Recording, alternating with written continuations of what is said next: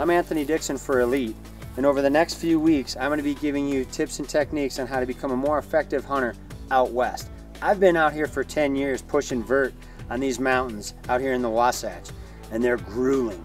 And some of the things I've learned over the years are very important, and some of them aren't so important. But be careful, the ones that aren't so important will add up and make you more effective out west. When you're spending your hard-earned dollars to come out here to kill an elk or a mule deer or an antelope, these are the things that I want you to be successful at when you come here. I'd like to take a minute to talk to you about the last 30 seconds that you are trying to close that last bit of distance on that animal.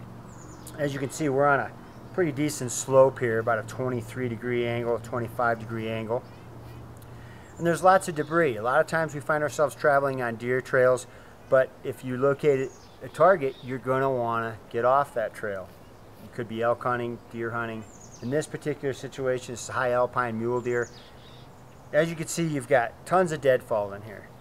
When you're moving through, no matter what debris is in front of you, could be rocks, live veg, or dead stuff, you want to watch your foot placement in your hand. So in certain movements, I always want to keep my eye on the target, which happens to be down there, my 3D target. So I'm constantly analyzing the ground. What's going to happen? How am I going to move through it? With this tree, I got one foot placed here. It's soft dirt. I want to grab the tree. I always like having one hand hold at all times. So as I rotate in here, I'm going to come in slowly. I want to stay low as possible. Keeping a low profile with the vegetation in this surrounding is always good. Animals have a much more of a difficult time picking you off if you keep a lower profile rather than standing up.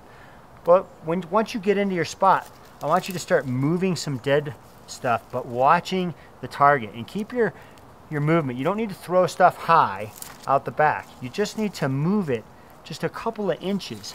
Now what this is going to do for you is it's going to allow you to make less noise. I'm going to get my handhold again. I'm going to come in. I'm going to try not to break a lot of branches. So anything that might be in the way, you're always going to break a little bit, but you got to be careful.